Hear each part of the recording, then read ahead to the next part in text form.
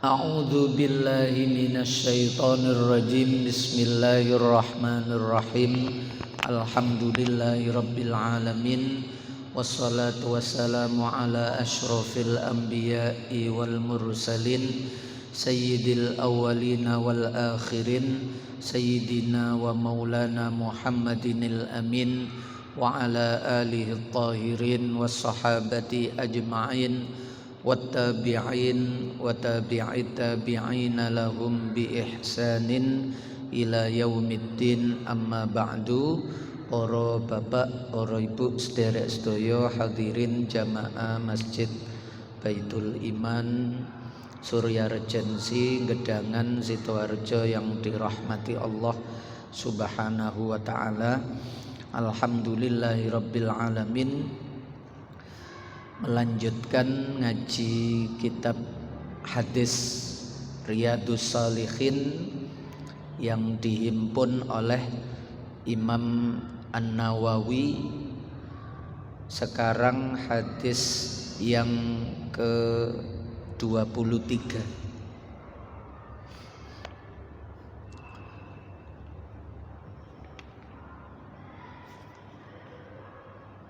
Tuh. 22. Wa an Abi Nujaid nggih. Bismillahirrahmanirrahim. Wa an Abi Nujaid lan diriwayatake saking sahabat Abi Nujaid, bapake Nujaid. Malah mboten terkenal. Sing terkenal nama aslinya niki Imron bin Husain. Niku kenal. Bapake Nujaid niku anake.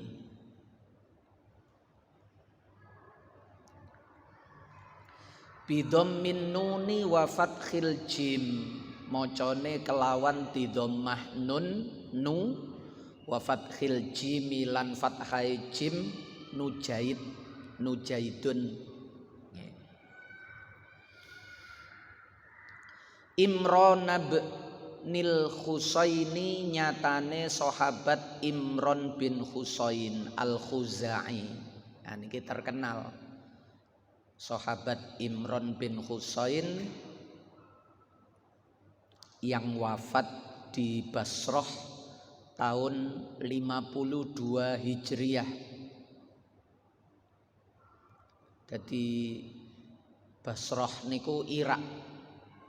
Sahabat niku sepeninggal Rasulullah banyak yang meninggalkan kota Madinah yang penuh dengan kenangan-kenangan indah dengan baginda Nabi. Mereka itu seperti tidak kuat hidup di Madinah tanpa melihat baginda Nabi sallallahu alaihi wasallam. Isine nangis, isine niku sedih.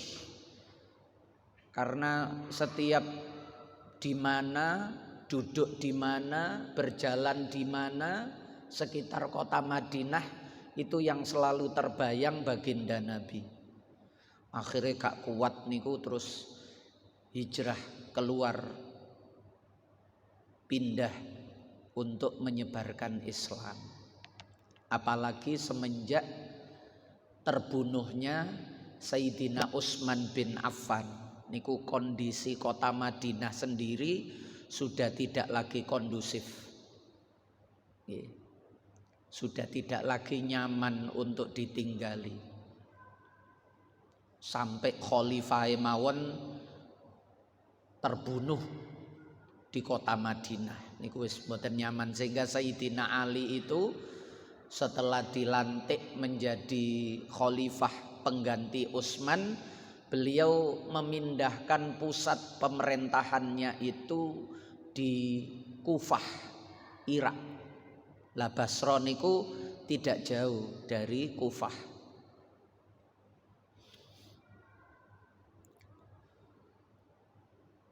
Imron bin Husain niki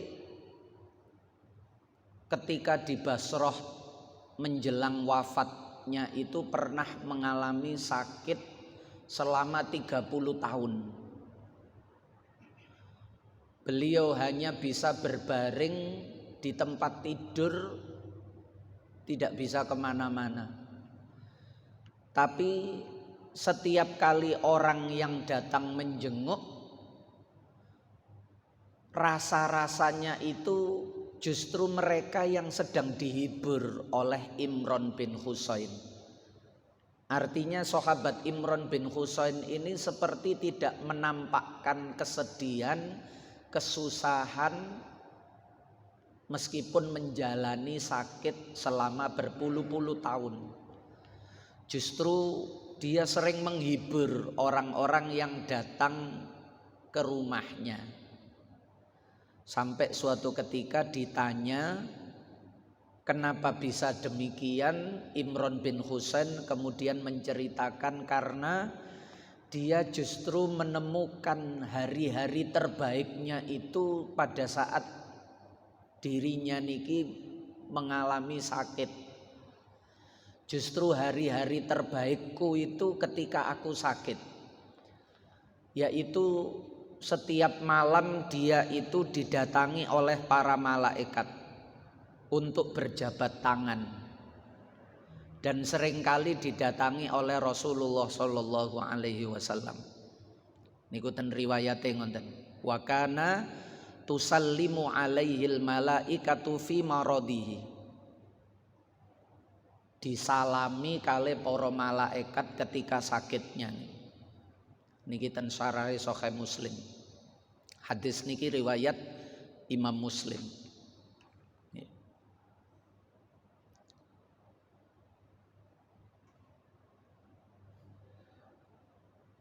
Radhiyallahu anhuma, beliau bercerita niki terkait peristiwa pertaubatannya perempuan yang pernah berzina lalu datang kepada Rasulullah untuk minta supaya ditegakkan hukum rajam kepada dirinya. Dia ini perempuan yang sudah bersuami lalu kemudian berzina sampai hamil.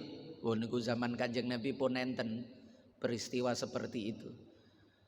Berzina lalu sampai hamil, dia menyesal, bertaubat, lalu minta kepada Nabi untuk segera melaksanakan hukuman rajam agar dirinya itu terbebas dari siksa akhirat.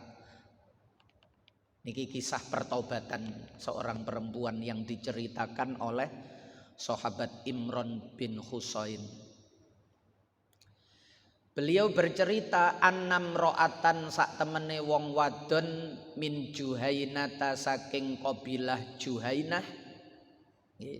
Ada yang meriwayatkan min Ghamid imro'ah al-Ghamidiyah. Tapi Juhainah itu suku yang lebih jauh lagi. Nek Ghamid niki buyute ngonten mawon, tapi nek Juhainah itu kabilah besarnya. Jadi sami mawon. Seorang perempuan dari kabilah Juhaina iku atat teko datang sopo imro'ah Rasulullah Sallallahu Alaihi Wasallam kepada baginda Nabi Muhammad Rasul Sallallahu Alaihi Wasallam. Wahia hale utawi imro'ah, beliau ini dalam keadaan khubla, iku khubla wadon kang hamil minaz zina saking perbuatan zino. Dia datang dalam kondisi hamil hasil perbuatan zina, padahal dia sudah punya suami. Biasanya niki nek zaman rumiyin dulu itu kan ada perintah jihad fisabilillah, atau niku zaman Khulafair Rasyidin. Zaman Kanjeng Nabi nggih sing perang jauh niku perang Tabuk. Nek zaman Khulafaur Rasyidin niku sampai ekspansi keluar karena mengejar tentara Romawi dalam rangka menuntut balas dalam peristiwa perang Mu'tah. Perang Mu'tah niku ten Jordania. Jadi pasukan Islam zaman Kanjeng Nabi niku kocar kacir niku. Karena 3.000 melawan 124.000. Jadi pasukan 3.000 mungsuh 124.000 pun entek-entekan waktu niku. Seandainya tidak ada taktik dari sahabat Khalid bin Walid, habis bersih wong 3.000 niku. Mulai sahabat Ja'far bin Abi Thalib gugur, lalu digantikan dengan Zaid bin Harisah, putra angkatnya Rasulullah. Lalu digantikan dengan Abdullah bin Rawahah. Niki gugur dalam medan perang Mu'tah di Jordania melawan tentara Romawi. Mulane pasukan Islam zaman Khulafaur Rasyidin niku selalu terlibat perangnya niku dengan tentara Romawi. Di mana ada tentara Romawi niku diuber, termasuk sampai ke Mesir. Termasuk sampai ke Mesir niku. Dipimpin oleh sahabat Amr bin As niku. Jadi mboten dalam rangka menjajah, tidak, justru dalam rangka memerdekakan wilayah-wilayah yang dijajah oleh tentara Romawi. Ketika itu negara besar adidaya itu 2. Kalau ndak Romawi nggih Persia. Islam itu baru muncul semenjak Khulafaur Rasyidin niku. Mulai tampil bisa menguasai wilayah-wilayah yang kemarin dijajah, dikuasai oleh Romawi. Pun. Atau karena berdagang, sampai perempuan itu ditinggal selama berbulan-bulan oleh suaminya. Sehingga kesempatan itu kemudian menggoda laki-laki lain untuk datang, lalu terjadilah perzinahan.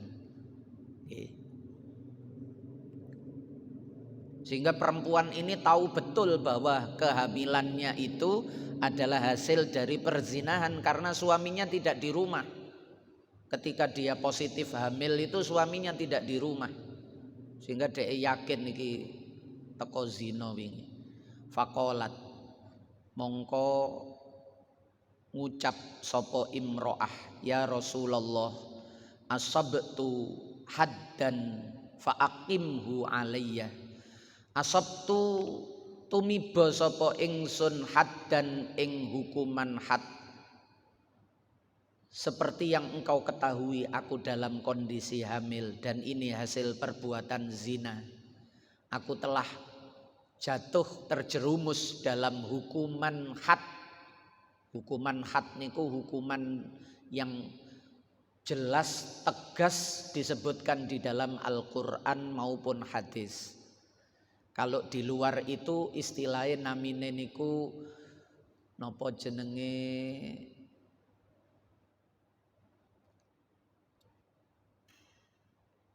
takzir. Di luar had itu istilahnya takzir. Takzir itu kebijaksanaan pemimpin hakim.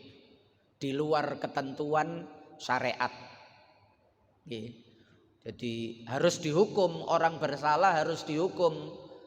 Tapi ketika kesalahannya itu tidak mencapai batas, had niku kan aslinya secara bahasa maknanya itu batas. Jadi wis melewati batas sehingga layak untuk dihukum, dan yang menghukum itu langsung melalui petunjuk Al-Quran Allah maupun Rasulnya.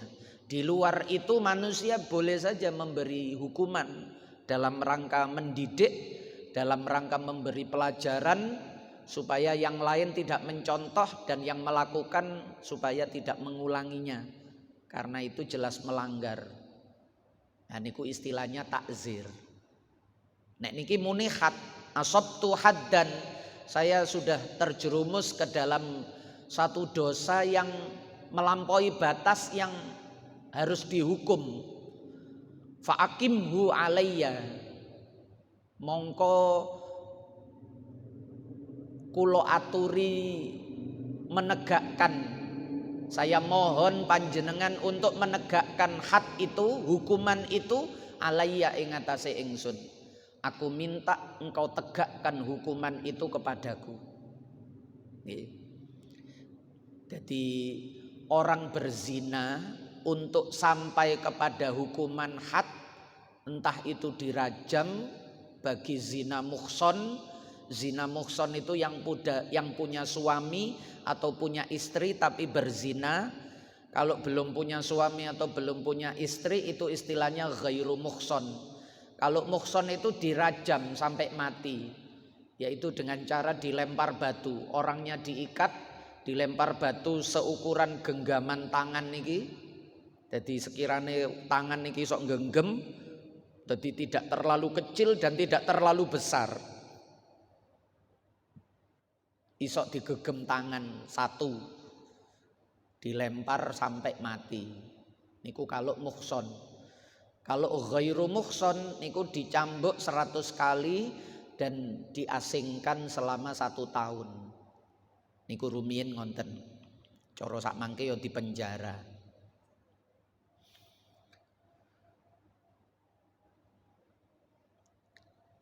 Dan itu 2.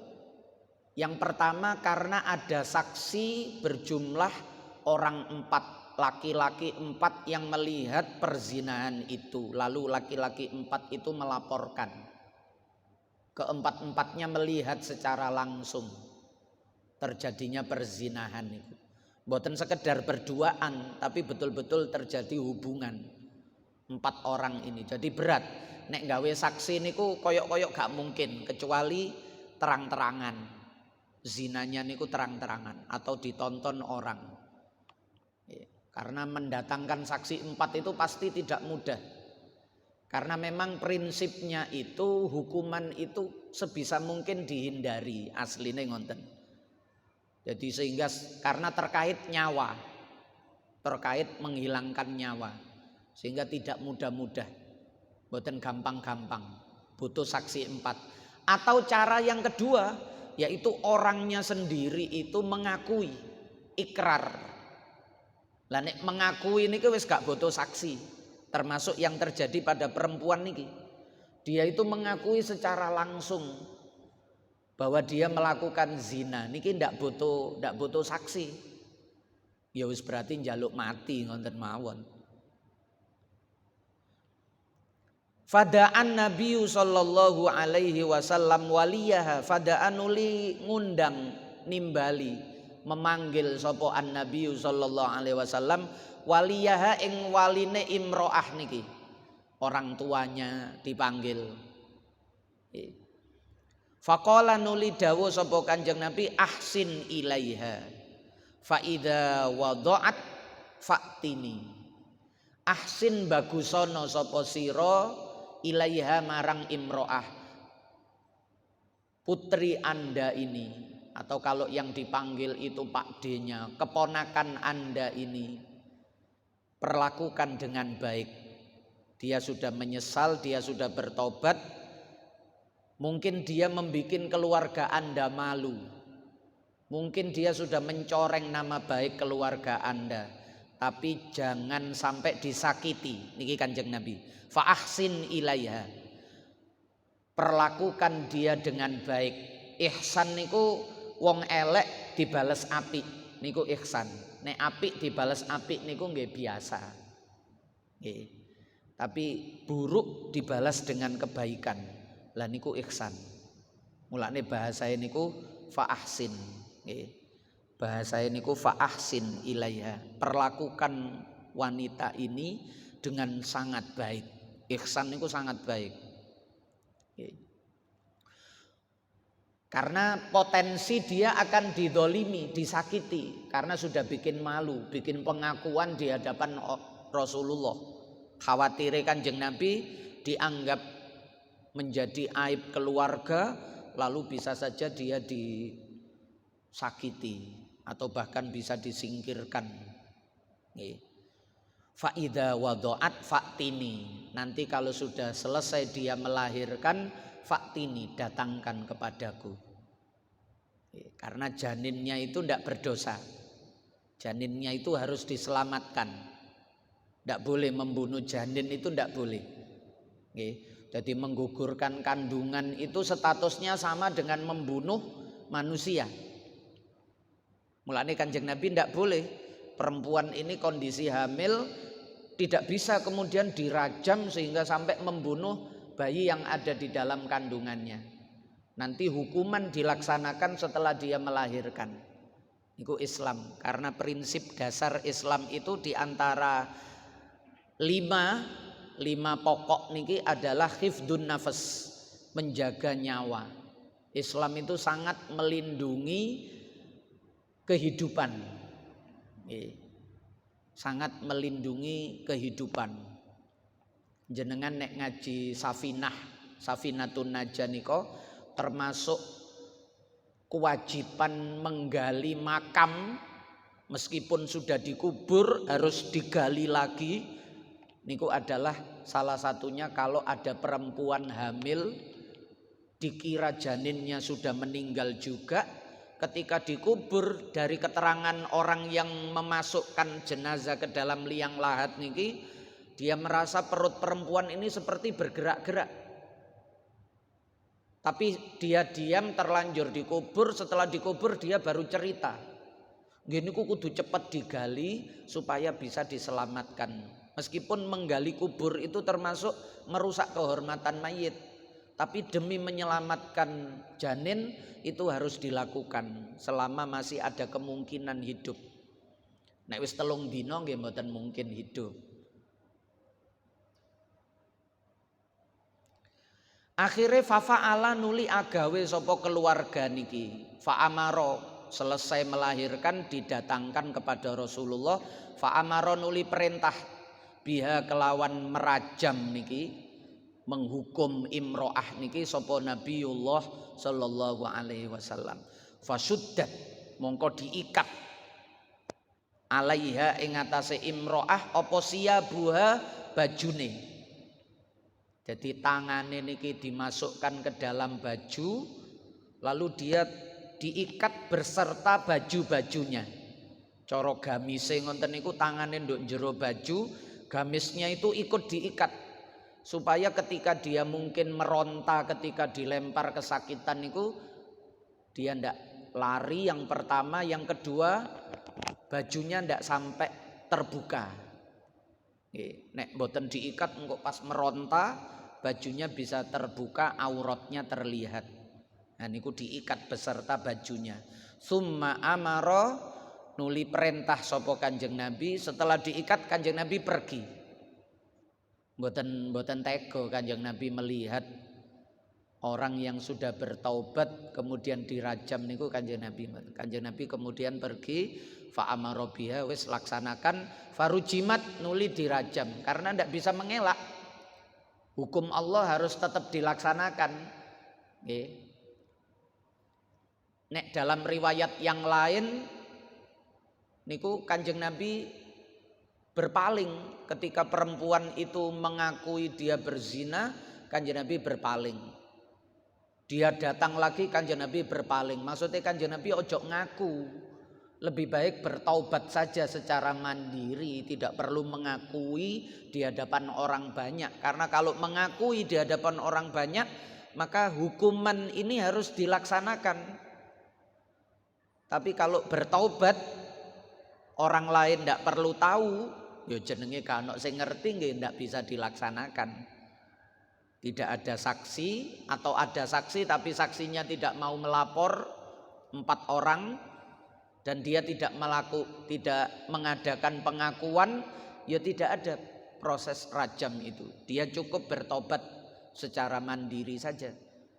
Lah niki wis kadung ngaku di hadapan sahabat, di hadapan Rasulullah, nggih harus dilaksanakan, wis mboten saged lari. Hukum Allah dilaksanakan wong Kanjeng Nabi niku Rasulullah. Sampai kemudian perempuan ini meninggal dunia. Summa sholla lah niki menarike Kanjeng Nabi ten mriki. Summa sholla nuli nyolati sapa Kanjeng Nabi alaiha ing atase jenazahe imro'ah ini. Selesai dia meninggal dunia lalu dimandikan, dikafani, lalu disolati dan Rasulullah ikut sholat di situ, ngimami sholat jenazah. Padahal niki perempuan yang dirajam karena perbuatan zina.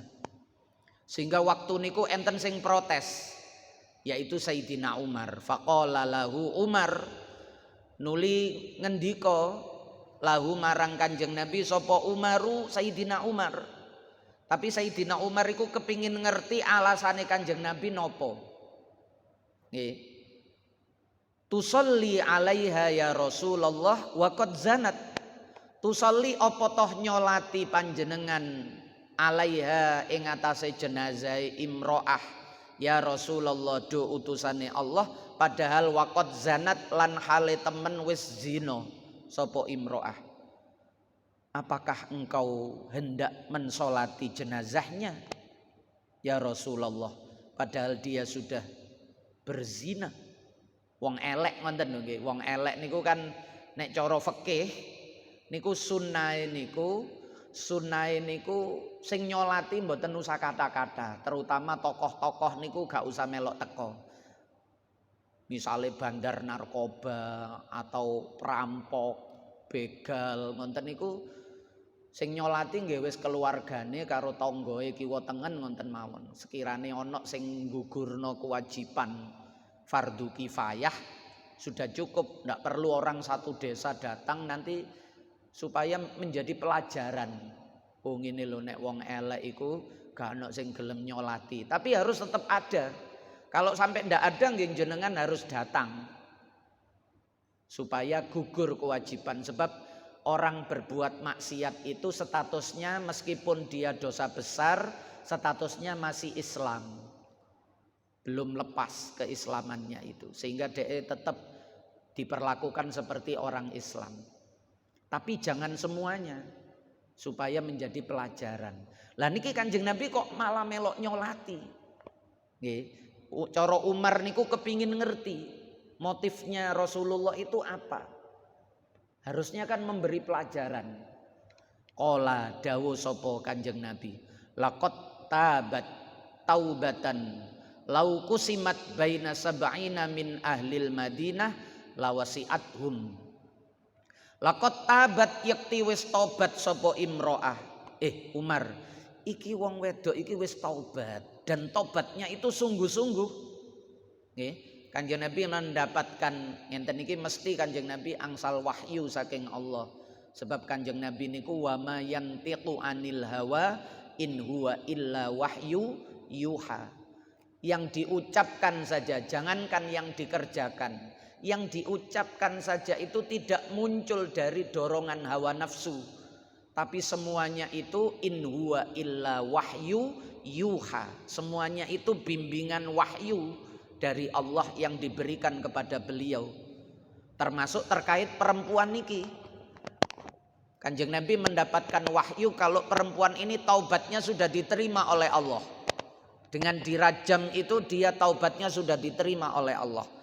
Kalau taubatnya sudah diterima nggih, mosok Kanjeng Nabi kate sik jengkel, sik dendam, sik gak terima.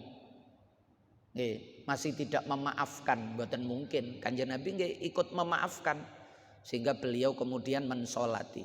Laqad tabat taubatan kelawan taubat, dan taubatnya niku mboten remeh. Taubat yang sangat istimewa, yang laukusimat, umpama dibagi taubate wong wedok nih. Nah niki jangan meremehkan perempuan nggih. Kadang perempuan itu lebih istimewa daripada laki-laki. Seandainya taubatnya perempuan itu kusimat dibagi baina sab'ina ing dalam antarane wong 70, ana wong 70 ngelakoni dosa gede kabeh. Terus kabeh iki tobat. Tapi wong 70 sing ngelakoni dosa gede terus tobat iki, dibandingno wong siji perempuan ini tobatnya itu seandainya dibagikan, tobate wong siji niki umpama dibagekno nang wong 70 disepuro kabeh wong 70 niku karo Gusti Allah. Saking berkualitasnya nilai tobat perempuan ini. Seandainya nilai tobatnya itu dibagikan kepada 70 orang min ahlil Madinati saking penduduk Madinah lawasi'athum, maka taubatnya perempuan ini mencukupi untuk supaya 70 orang itu diampuni oleh Allah. Saking berkualitasnya tobat perempuan ini. Wahal wajadta afdhala min anjadat binafsiha lillahi azza wa jalla. Bukti terbesarnya adalah dia merelakan dirinya untuk dihukum. Wahal wajadta lan opo toh nemu sira Umar afdhala ingkang luwe istimewa min anjadat tinimbang saking yento loman menyerahkan sapa imro'ah binafsiha kelawan awak dewene imro'ah menyerahkan dirinya lillahi azza wa jalla kepada Allah azza wa jalla untuk dihukum. Dia menyerahkan dirinya untuk dihukum. Iku wis dadi bukti sing kasat mata yang semuanya pasti bisa menyaksikan bahwa memang perempuan ini betul-betul ingin bertaubat. Sementara yang tidak kasat mata, aku mendapatkan wahyu dari Allah bahwa taubatnya perempuan ini diterima oleh Allah, bahkan sangat berkualitas. Yang seandainya dibagi kepada 70 orang pendosa yang ada di Madinah, maka 70 orang itu akan niscaya diampuni oleh Allah. Nah niku rawahu Muslimun. Ngeriwayatake ing hadis sapa Imam Muslim rahimahullahu taala. Niki hadise Imam Muslim. Pun isak niki. Sudah adzan? Sudah nggih? Hah? Belum. Berapa menit? 36. Oh, tak sik. Kula tambahi setunggal hadis. Wa ani bin Abbas lan diriwayatake saking sahabat Abdullah bin Abbas. Jenengan nek ten Taif biasane umroh sak mangke niku dijak nang Taif pisan. Soale Taif niku cara mriki kaya Malang ngoten, kaya Batu ngoten. Pegunungan. Jadi sayur-sayuran yang ada di kota Mekah itu sebagian besar dari Taif. Pertaniannya subur. Mulane Kanjeng Nabi dulu sempat ingin membawa para sahabatnya itu untuk hijrah ke Taif. Karena Taif itu cuacanya lebih bagus, lebih sejuk dan tanahnya lebih subur. Jauh dibandingkan kota Mekah. Lah Abdullah bin Abbas niku makame ten mriko, ten Taif. Enten Masjid Abdullah bin Abbas, nduk sampingi masjid niku enten makame Ibnu Abbas niki. Sepupune Rasulullah sallallahu alaihi wasallam. Sebab Abbas niku pamane. Tapi paman sing rodok sak pantaran karena selisih usia dengan Kanjeng Nabi niku cuma 2 tahun lebih tua Abbas. Beda ibu kali Abdullah ayah Nabi niku. Tunggal bapak Abdul Muthalib, sehingga dengan Rasulullah niku pernah paman tapi selisihnya 2 tahun lebih tua. Lah nek Abdullah niki anake niki sing ngriwayatno hadis niki nggih jauh. Kanjeng Nabi niku waktu diboikot 3 tahun sebelum hijrah, Ibnu Abbas niki lahir ketika masa pemboikotan niku. Ten ngene Syekh Ali niku. Jenengan nek nang Masjidil Haram niku di sebelah timur itu ada rumah tempat kelahirannya Kanjeng Nabi yang dibikin perpustakaan niku lah. Di belakang niku enten bukit-bukit yang sebentar lagi rata niku, bukit-bukit niku. Syekh Ali namanya. Syekh Ali niku itu tempat kelahirannya Ibnu Abbas. Bani Hashim dan Bani Muthalib dulu diboikot di situ oleh orang-orang Quraisy selama 3 tahun. Tidak boleh melakukan hubungan dagang dengan penduduk Madinah maupun penduduk Mekah maupun di luar kota Mekah. Diboikot cara sak mangke ngono. Nah itu lahirnya Ibnu Abbas ketika itu. Padahal Kanjeng Nabi wafat tahun 11 Hijriah. Niku 3 tahun sebelum hijrah. Berarti ketika Kanjeng Nabi wafat, Ibnu Abbas niki umurnya masih 14 tahun. Kanjeng Nabi 63. Selisihnya pinten niku 49. Nggih. Selisihnya 49 tahun. Kanjeng Nabi umur 49, Ibnu Abbas baru lahir. Tapi sepupu. Nah niki sing ngriwayatno hadis. Pernah berkali-kali didoakan oleh Kanjeng Nabi, dipegang dadanya, Allahumma faqihu, Allahumma alimhu ta'wil wa faqihu fiddin. Ya Allah, ajarkan dia tentang ilmu takwil, cara sak mangke tafsir Al-Qur'an, dan fahamkan dia terhadap agama. Mulane ahli tafsire sahabat niku nggih Abdullah bin Abbas niki. Sehingga ketika Umar bin Khattab itu menjadi khalifah, Ibnu Abbas niki didadekno penasehat. Padahal usianya berapa? Kanjeng Nabi wafat dheweke umur 14. Abu Bakar wafat dia umur 16. Umar bin Khattab dilantik niku umur 16. Umar bin Khattab wafat, Abdullah bin Abbas niki umur 26. Jadi antara 16 sampai 26 niku dia menjadi penasehat Khalifah Umar bin Khattab. Tapi pintere niku wis diakoni kali para sahabat sepuh-sepuh termasuk Umar. Niku Ibnu Abbas, makamnya di Taif. Jenengan nek umroh dijak nduk Taif, jenengan tanya niku. Napa mutawife utawa tour leader niku, TL niku. Mampir ke masjidnya Ibnu Abbas ndak? Nah, niku harus mampir niku. Karena niku tempat yang penting. Supaya mboten cuma rekreasi mawon, rekreasi numpak kereta gantung, mangan-mangan buah, wonten kanten mriki pun kathah nggih. Niki cerita anna Rasulullah sallallahu alaihi wasallam iku qala dawuh sapa Kanjeng Nabi, lau anna libni adama wadiyan min zahabin ahabba ayyakuna lahu wadiyani. Umpama sak temene iku tetep keduwe anak Adam, maksudnya menungso, nggih kita niki. Seandainya manusia itu memiliki wadian lembah, wadi niku lembah. Wadi mur berarti lembah mur, wadi niku lembah.